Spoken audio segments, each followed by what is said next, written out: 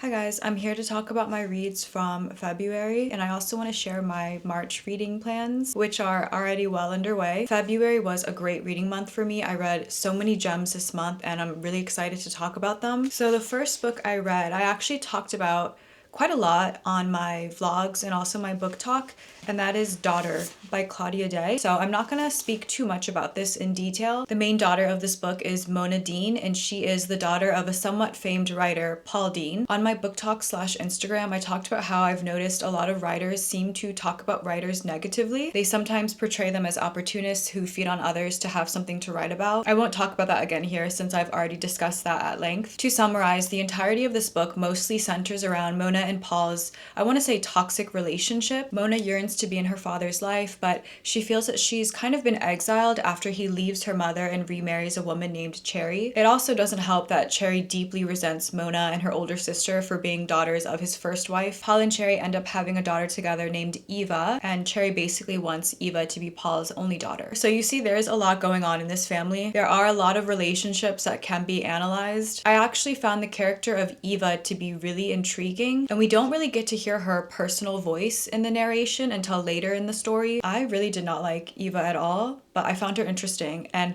to be honest, I would read a book told from her perspective. But Eva, Cherry, Mona's mother, Mona's older sister, her boyfriend, these are all side characters here. The eye of the hurricane is Mona and Paul. So out of everyone in the family, Mona and Paul are also the only published writers. However, they do go about their writing in different ways. Paul is frustrated because he feels he doesn't have the depth of painful experiences to write about, which is ironic because Mona does. And those painful experiences were largely supplied by Paul and his behavior. Paul chases pain and bad decisions because he wants to be an artist that is admired. So very simply put, this is a book about Mona's life and how her narcissist father has affected it. There's also a lot more to unpack, which is why I did greatly admire this book, and I enjoyed Claudia Dey's writing, especially her characterization. I felt a lot of emotions while reading this, and because of that, I would recommend it. Someone also asked me to review Universal Flowering's Mona perfume. They made that in collaboration with this book. I think that that is so cool. I love the idea of scents for books to evoke places or characters in the story. This should be a thing. Anyways, I did get the perfume.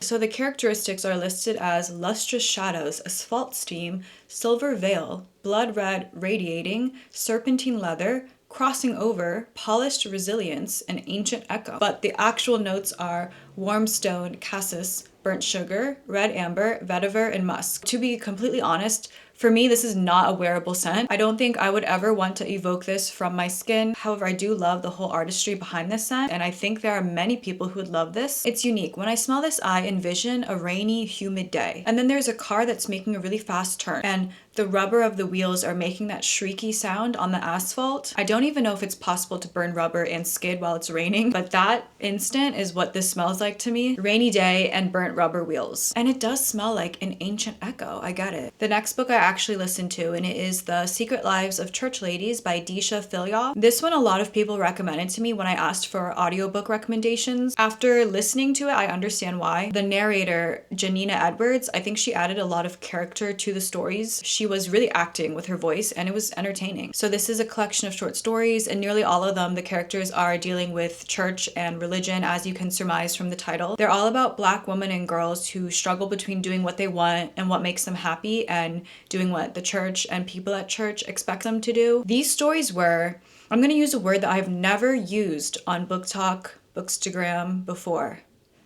The stories were spicy. They're also very human stories. They're about real and imperfect people who struggle with shame and self-acceptance. The prose is very readable. There were also humorous moments as well. As with nearly all short story collections I've read, I didn't love every single story from here. There were a few I thought were a bit weak and could have given more. Overall, I did enjoy it and I would recommend it, and I especially think the audiobook is worth listening to. Next, I read The Fire Next Time by James Baldwin. I really love this copy that I have. It contains 4 of his books. This is the Everyman's Library edition. So The Fire Next Time is a very short book that is comprised of 2 essays. The first essay is entitled My Dungeon Shook, Letter to My Nephew on the 100th Anniversary of the Emancipation. It's very short. It's only about 5 pages or less. He is addressing his young nephew in the letter, but as it's an open letter, he's really addressing the entire country as well. He starts by telling his nephew about his own father, saying that he had been defeated before his death because he believed what white people said about him, and he says that this has destroyed and continues to destroy many others. It's been 100 years since the Emancipation Proclamation, and still white privilege perpetuates their oppression. So Baldwin essentially gives his nephew some advice. He tells him never to believe what others believe or say about him, despite the fact that society has been deliberately constructed to make him believe that he is less than. He uses a well-known adage saying, what people say about you actually doesn't say anything about you, but says everything about them, their inhumanity, and their fear. He also advises his nephew not to strive for acceptance, but to strive for social change. And here he turns the situation on its head a bit. He says that his countrymen are his brothers, and it's actually them who are not free, and it's only with love and compassion that he can force them to see themselves and be free. One of the most powerful lines, in my opinion, is when he tells his nephew, there's no reason for you to try to become like white people, and there's no basis whatever for their impertinent assumption that they must accept you.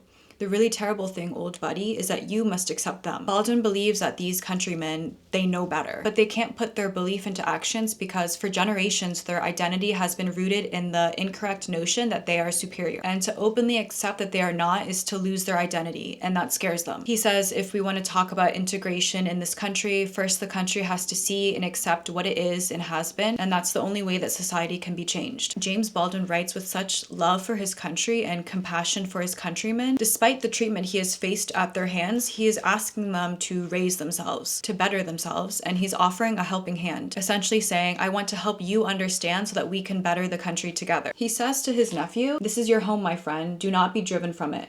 Great men have done great things here and will again, and we can make America what America must become. So he says must become because if America cannot, that's where the title of this book comes in, The Fire Next Time. So this is a line, I think, from a Black gospel hymn entitled Mary Don't Weep. Baldwin chose the title as a warning if America cannot learn to understand and accept all of its people. Like I said, this essay/letter is very short. It's only 5 pages. I think it's an important read. It was written in the early 1960s during the Civil Rights Movement, either before or right after segregation was outlawed, and it is still a relevant read today. The second essay in the book is a little bit longer. It is entitled Down at the Cross, Letter from a Region in My Mind. This one is far more personal to Baldwin's own life. So he felt as a young Black boy growing up in Harlem, he basically had 2 choices. Either give your life to the street or give it to the church. Throughout the essay, he actually likens the two with one another. He writes about experiencing this religious epiphany in the church, and he starts preaching himself, and he is good at it. He knows how to perform at the pulpit. Over time, though, Baldwin begins to notice the hypocrisies of the church. Instead of it being a place of love and redemption, it's a place of hatred, guilt, and shame. And instead of it being his salvation, it starts to feel more like an avoidance of the truth. He says, when we were told to love everybody, I really thought that that meant everybody. He ends this essay in a similar way to the first, saying that social change can only be enacted through mutual understanding and cooperation. America preaches freedom and equality, but that can only truly be reached when it acknowledges its oppressive systems and raises itself to meet its countrymen.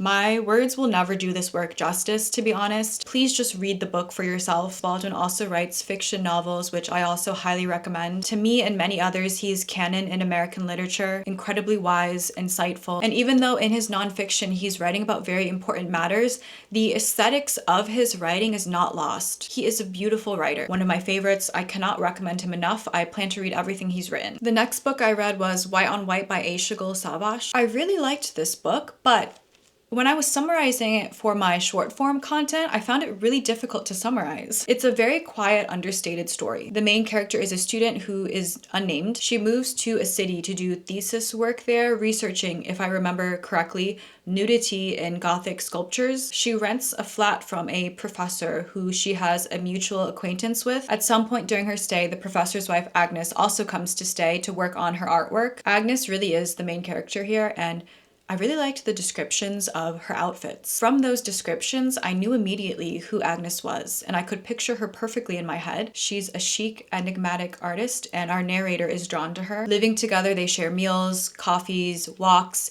and in those moments, Agnes shares personal details about her life to the student. As you hear more from Agnes, you start to get a sense that she doesn't really like her husband that much. There's a not so subtle bitterness and resentment that starts to reveal itself in her. And you also start to notice the narrator's ambivalence.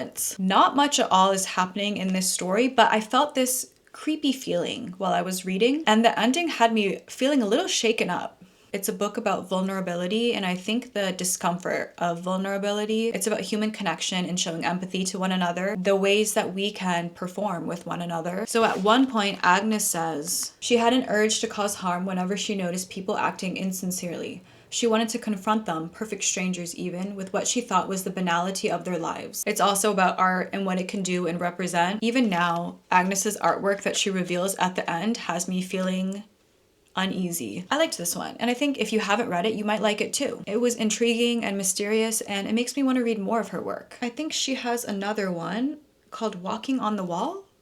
Walking on the Ceiling? Walking on the Ceiling. I then went on to read Bone Black by Bell Hooks. The subtitle is Memories of Girlhood, and that's exactly what this is. They are memories from Bell Hooks' childhood growing up as an underprivileged Black girl in the South. Each chapter is kept very short. They're like little vignettes of moments. I found a lot of the chapters very charming. I found some heartbreaking. Some of them were very relatable, especially her love of reading and her visits to the library as a young girl. This is a book about selfhood, like many memoirs. Bell Hooks is sharing her early life experiences and thoughts that shaped her as a young woman, a writer, and an individual. I felt that towards the end of the book, or maybe just the last few chapters, there was a tone shift. Everything prior felt almost intentionally hazy. I even want to say dreamlike. And then as she grows older towards the end of the book, the language suddenly sharpens. It still maintained that beautiful lyrical quality throughout though. Maybe it's the fact that as she gets older, she felt more sure of herself, who she was, and who she wanted to become. I think this is the first book I've read by Bell Hooks, although I have a vague memory of reading all about love. I think if I did read it, I would remember more about it though, so maybe not. Anyways, I did greatly enjoy this, and if you're familiar with her work, where should I go from here? Okay guys,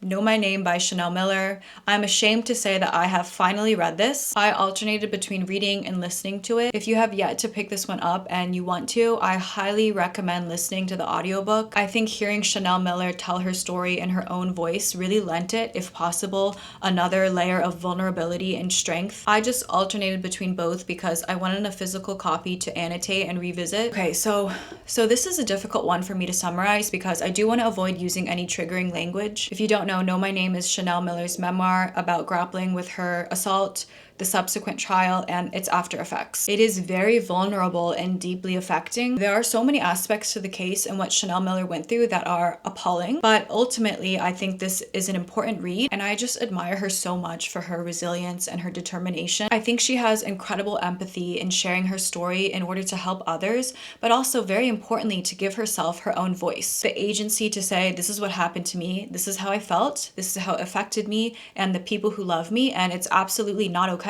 She is also a gifted writer. I follow her on Instagram and I know that she recently published a children's book, but I would love to read whatever else she chooses to write. If you feel that you can read this, I would recommend it. I understand, some people cannot. I do think that ultimately this is an empowering read. The last paragraph of this book is so triumphant, and it was just this reminder that we can win. I'm so thankful I finally got around to reading it and that Chanel Miller wrote this. Okay, the last book I read in February was My Dog Tulip by J.R. Ackerley. This was my first foray into Ackerley's writing, and if you know me, you know that I had high expectations for this book. I just had this sense that it would not disappoint, and I was right and wrong about that. This is a memoir about Ackerley's relationship with his dog Tulip, who he calls an Alsatian, but I know they're called German Shepherds by other parts of the world. I call them German Shepherds. So he gained ownership of her when she was, I think, just over 1. And prior to that, she did not have a great life. She didn't really have any chances to be properly socialized. She was cooped up by herself. And this probably explains why Tulip was not an easy dog. And Ackerley does touch on her behavioral issues with a very light hand and in this amusing way where you can tell that he just absolutely worshipped her. Elizabeth Marshall Thomas, who wrote the introduction of this book, I think she interviewed, if I remember correctly, someone who knew Ackerley personally, and he said that Ackerley was not at all forthcoming about Tulip in this book. Her behavior was actually much worse than he let on. He claimed that Tulip's presence actually ended friendships for Ackerley because he would bring her everywhere with him. Okay.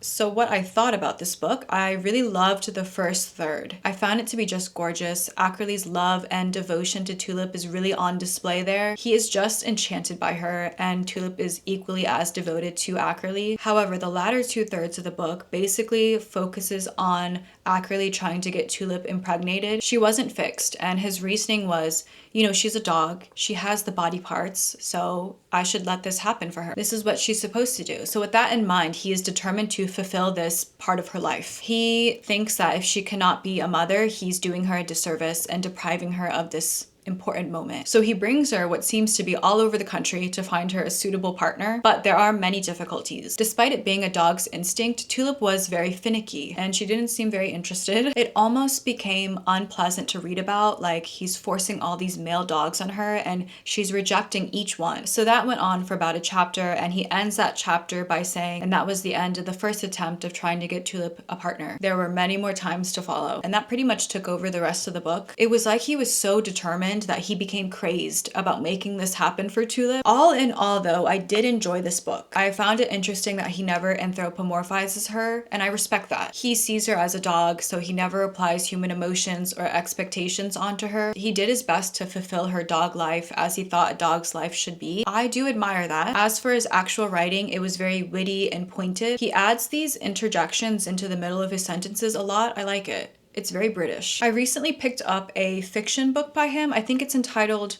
We Think the World of You. I'm very excited to read that because it also features a German Shepherd. So we'll see how that one goes for me. Those were all the books I read in February. Let me know if you guys have read any of these and what your thoughts were. Let me know also if you read any standouts in February yourself. Before I wrap up the video, I wanted to share my March TBR. I'm not really a TBR person. I make them, but it's really just to show what's currently interesting me on my bookshelf. And I think it's a good way to recommend books to people, albeit ones that I personally haven't read yet. I've already finished 2 books so far in March, this one here, and it was nominated for the International Booker long list. I also finished Abortion by Jessica Valenti. I was reading this throughout February as well. So these I will talk about in my March reading wrap up. I also started reading The Brothers Karamazov by Dostoevsky. To much acclaim, many people messaged me saying that they're so excited for me to get into this and that it's their most favorite book ever. I'm only about 133 pages in, and I'll be honest, for the past 4 days, I have not touched a book. I'm not in a reading slump. I am desperate to read a book, to be honest. I just haven't had the time yet. Hopefully today in particular and the rest of March, I will find the time every day to read. I also started The Wall by Marlon Haushofer. I say started because I'm only on page 4, so I cannot give any solid opinions right now. What I've read though, I like. I'm excited to see what I think about this one because this actually came highly recommended to me by you guys. I think when I asked for books that examined the human-animal relationship, this also was recommended to me a lot back when I reviewed I Who Have Never Known Men. Apparently this is similar or the better version of that book. However, a lot of people also have told me that they DNF'd this book. So it seems that this is a polarizing one, and I'm interested. I want to see what I think about it. As for my current audiobook, which I listen to when I'm walking and also driving, I've chosen The Interpretation of Cats by Claude Dey. This was sent to me last year. As you can see, this is the ARC version. I really like the narrator of this book. He has a nature documentary voice. As he's describing cats' behaviors, it's like he's describing a tiger. I mean, they're pretty much the same. So far, I like this. I believe the author is French and this is a translation. I have a few others that are on my current TBR. 3 unleashed like labradoodles just ran across. Wait a second, I need to see what's going on. That was delightful. I think someone's dogs got loose. They looked so happy. What was I saying? Yeah, there are a few more on my TBR, but I think I'm being very ambitious because I haven't even been reading over the past few days. So we'll see what I get to. I feel like The Brothers Karamazov might take up the majority of my time and I still might not even finish it this month. But yeah. Let me know any reading updates from you guys. I always love to hear them. People always ask me where I get my recommendations from, largely from you guys. So yeah, let me know. Thanks for watching, guys.